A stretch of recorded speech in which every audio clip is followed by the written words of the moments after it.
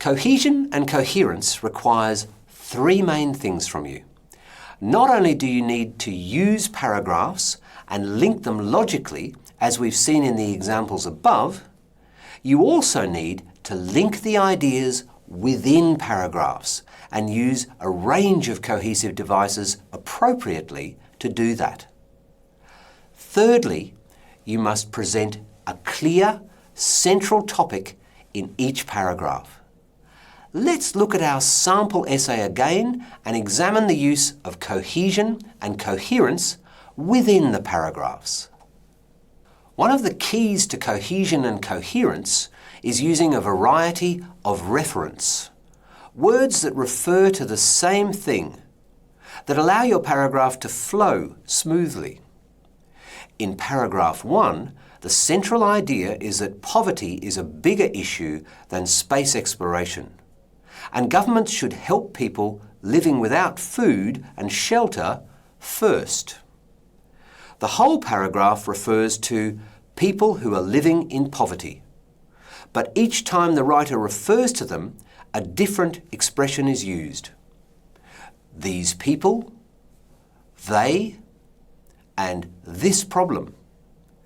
This demonstrates the writer's ability to use a range of language to refer to the same thing, thus linking the ideas and examples in the paragraph and making the ideas cohesive.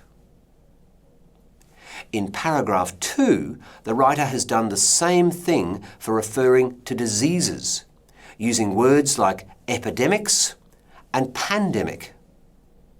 In the third paragraph, there are a variety of reference for the central ideas of the environment, such as our own world and the effects of climate change. What other devices can you use in a paragraph to connect ideas and introduce opposite ideas? These words and expressions are known as linking devices. We saw some being used between paragraphs earlier, such as another urgent problem that threatens us all, and finally. But within a paragraph, you can also use words like although, while, and instead of to introduce an idea that you want to examine both sides of.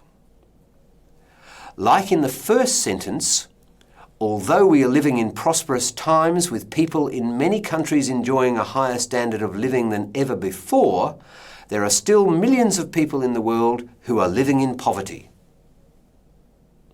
The writer admits that many people are not poor and have a high standard of living. But at the same time, there are still many people living in poverty. And of course, there is also the language you can use to introduce examples and reasons, such as other diseases, which is then followed by a list of those other diseases, such as AIDS and malaria. Try to use words and expressions like these to link the ideas between your paragraphs and in your paragraphs.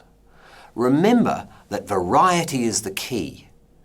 Bearing these things in mind will keep you on track with cohesion and coherence.